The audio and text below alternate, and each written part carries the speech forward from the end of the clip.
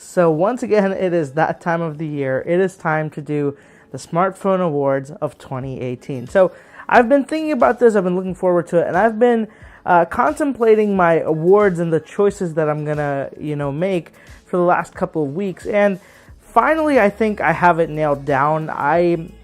Some of them are still a toss-up for me, but at the end of the day, there can only be one winner or loser per se for some category. So without wasting any time, let's get right into it.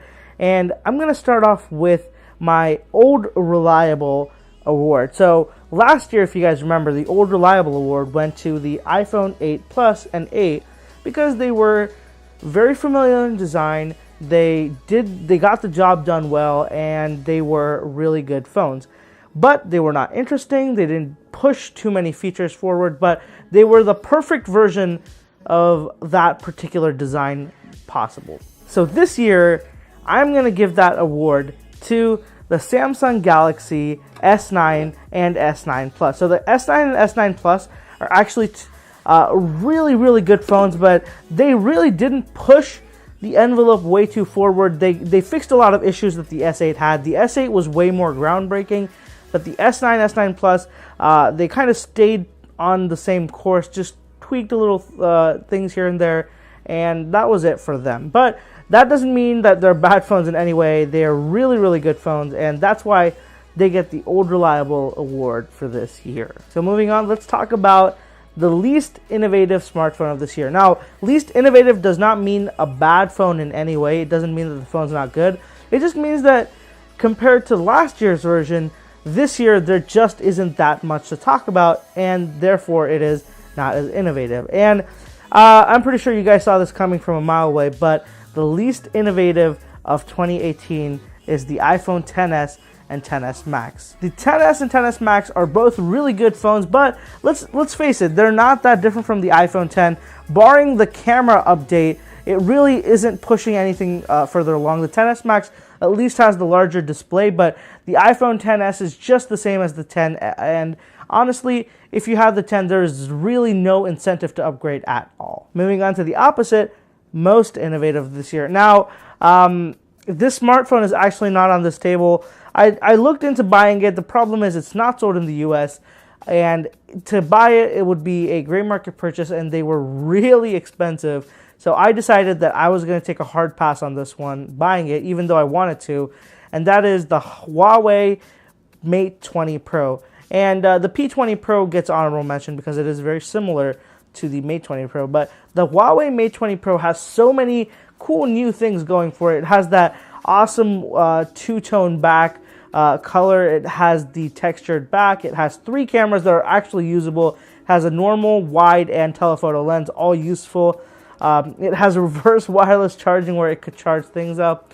And it has a curved display. It has notch. It has inbuilt fingerprint scanner in the screen. It has the face unlock technology similar to Apple's own. And honestly, that's just so much in one smartphone. It's so innovative to see something that fresh. It's like it took so many different design elements from different phones and kind of just made it the perfect phone. Not to mention, one of the actually coolest parts about the phone is it's not using a Snapdragon chipset like most Android phones do. It's actually using its own in-house chipset known as the Kirin 720 or Kirin. It's the Kirin chipset. It's a 7nm chipset, and it is a really powerful one compared to anything that Snapdragon has out right now. So that's definitely why I think that the HUAWEI Mate 20 Pro is the most innovative phone for this year.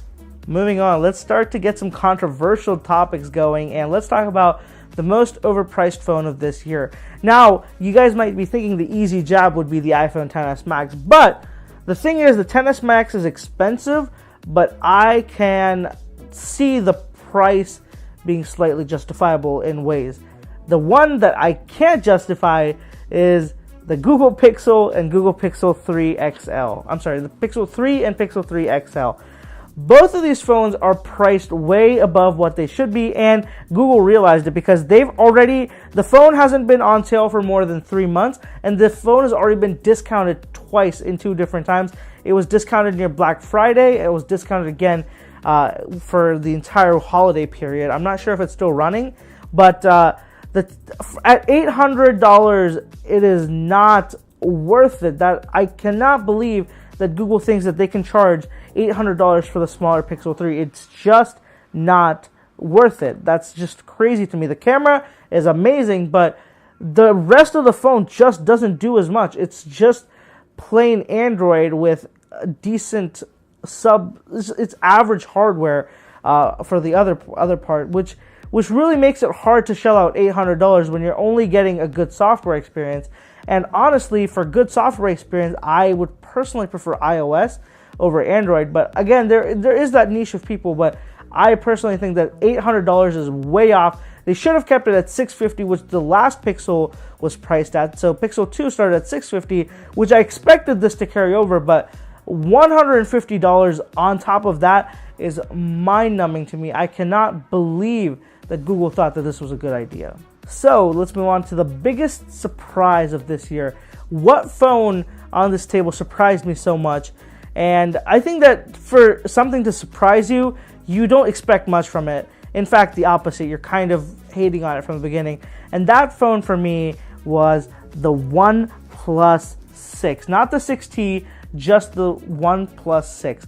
I was expecting, with OnePlus, I've kind of I'm on very thin ice with the brand. I don't like a lot of decisions they make. Releasing new smartphones every 6 months, I am not a fan of that. I've mentioned that many times. And when this came out, I was like, great, one more. Here it is, another edition. Now it has a stupid notch. The one thing I liked about the 5T was it didn't do the notches. It just had really thin top and bottom bezels. Why couldn't this do that? But when I started using this phone, I realized that notches don't have to be bad. This had one of the best implementations of notches I'd used till that point, and it was just amazing. I realized at that point is that notches don't have to suck, and the OnePlus 6 proved it to me. I enjoyed using it way more than I thought I ever would, and I actually use this a lot. I love the finish I bought in. I bought the Avengers Special Edition. It has this carbon flash finish where it's very, it's black but dark blue in certain lights. So I definitely love this phone. I didn't expect to like it as much, but it was an amazing phone, and they did really good with implementing that notch, which surprised me a lot. So speaking of surprises, what phone made the best comeback this year? So which phone was which was not doing that well last year and did really well this year? So last year there were a few options to choose from, but this year it was kind of tough because when you're talking phone to phone, there just wasn't much changes. But the one place I noticed a huge bump was Apple's entry-level model. So I am not going to call it budget because it is not budget. I understand that even $750 is a lot of money for people, but I think that calling it entry-level is fair. And the iPhone's entry-level, iPhone XR, is one of the best iPhones I've seen in terms of value and features in the subset. So this is the 2018 entry-level model. It has almost everything the top-end models do. It's missing out a few things, but it does not impact usability as much as you'd expect it to.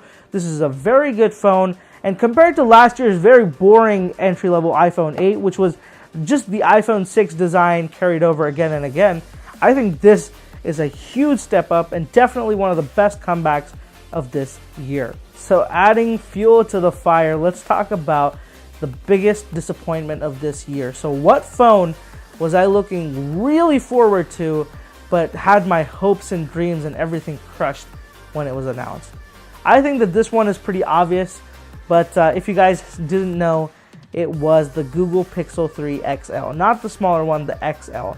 The XL has so many questionable choices. It really makes me think what Google was trying to do here. It has such a large notch. It doesn't make any sense whatsoever. The one thing that confused me the most is the Pixel 3. It has the same dual front cameras that the 3XL has. Why it didn't have a top and bottom bezel that was decently sized and made everything else work, it just doesn't make sense to me. I feel like they just wanted to add that notch, and it's there because it's there. It's really deep, and it just doesn't really make a lot of sense to me. Not to mention, it only has 4 gigs of RAM, similar to the 3, and 4 gigs of RAM is just not enough on Android anymore. You need a minimum of 6. The apps and the system usage is just way too intense for 4 GB to last you too long. It doesn't matter how optimized it gets. We've seen it from day one. The Pixel 3 had RAM management issues. They've been fixed to an extent, but still, it just Pixel cannot get away. Androids cannot get away with 4 gigs of RAM on their flagship phones anymore. You need a minimum of 6. OnePlus has 10 gigs now. Lenovo's coming out with 12 gigs in a few months. So 4 GB is just not enough in terms of RAM anymore. That's why I think that Pixel 3 XL is definitely the biggest disappointment of this year. I expected so much from it. We saw so many leaks saying that it would be a all-screen design. It would be like full screen, no bezels, no notch, no nothing. We got all so excited for it. Google's stupid marketing campaign made everything worse. If you guys don't know, they ran so many unnecessary ad campaigns that confused people and tricked people. They leaked the phone months ahead. There were purposeful leaks. It was just a shit show of all fucking categories. So the Pixel 3 XL, I'm so sorry, because I passionately hate this phone because of how much it dashed my dreams and hopes. So that's the biggest disappointment for 2018. And let's move on and talk about the most room for improvement award of 2018. And you guessed it, it's the Pixel 3 and Pixel 3 XL. I feel like I've been only talking about these phones throughout this entire video, but trust me, I love a lot of things Google is doing here, but they also have a lot of room for improvement. So I'm not going to waste too much time. I really hope Google improves down the road for the next gen Pixels. I'm looking forward to it, and the Pixel 3 gets the Pixel 3 and 3 XL both get the most room for improvement award. So let's move on and let's talk about Scandal of the Year. Scandal of the Year is an interesting one. Last year it was Apple's battery issue. This year there was a lot of non-phone related tech scandals going on. Facebook had a bunch. A lot of these companies had a bunch of scandals going on, but phone related, one of the ones that really truly got me very upset and really it just made me lose faith in the brand completely was Xiaomi. So Xiaomi is they didn't say this before, but when they were asked about it, they did admit to it, and that is that they were inserting ads in their system UI. So that means that they were users of the Xiaomi phones were seeing ads in places like settings menu, the folders, other system apps, and that's ridiculous. Just think about it. Your phone, the place that there's just ads everywhere. That means that there's a lot of tracking going on. If they're giving you ads, it means they're definitely tracking to figure out what kind of ads to put into your phone. It's scary to me. It sucks that there's no, they didn't tell you beforehand. There was no indication that they were going to do this. There's no way to completely shut it down instead of doing a lot of trick methods, and it really works to a varying extent, but it just really creeped me out. And right now I am very, very wary of suggesting Xiaomi phones to anybody, because while they're doing good things for the budget market, I clearly see where they're cutting the corner here, and the corner where they're cutting is one I don't like. So that is definitely the scandal of the year, which is Xiaomi inserting ads in their smartphones.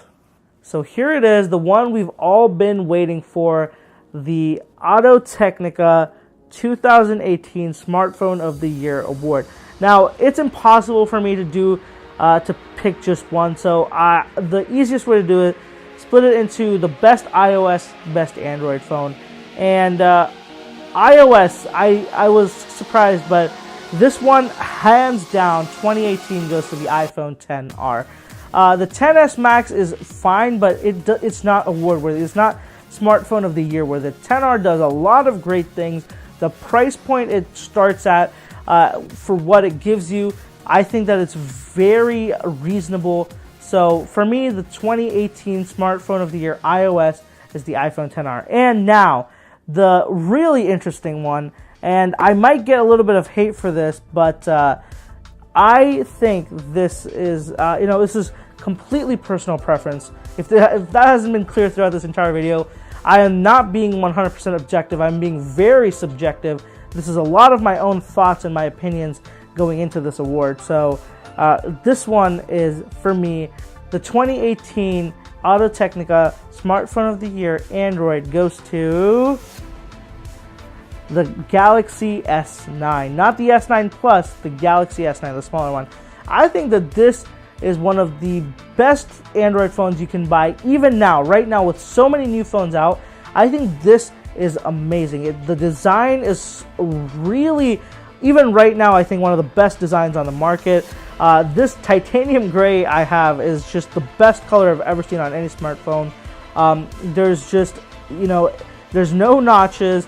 It has a headphone jack. It has wireless charging. It has IP68 water resistance. It's got everything you want. It's got an amazing display. Battery life is decent, but again, with the phone size, it is what it is. The front camera is great. Rear camera does good things. It has very decent low light performance because of that variable aperture. So overall, this is the phone that I think is the best, because there are a lot of other phones out there this year, but this one is the one that really I keep going back to. This is the one I keep thinking about when I'm using other phones I don't like. The way this is designed, the way it feels, the way the display looks, everything is just excellent. So that's it, guys. That rounds up the 2018 Audio Technica Smartphone Awards. Let me know what you guys think. I know that a lot of you will not agree with what I have to say, and that's totally okay. I don't expect you to. However, what I do want to see is what you guys think. You guys heard all the categories. I'm going to have them down in the description as well. Let me know what your picks would be for the phones that were launched in 2018. Which ones do you think were worth it? Did you think that I said something that you didn't agree with? I would love to know down in the comments below. Let's start a conversation. Let's talk about this. This has been a great 2018 for tech. It's been a great 2018 overall. I'm looking forward to 2019. So thank you so much for watching, guys. Happy New Year, and I will catch you in the next one.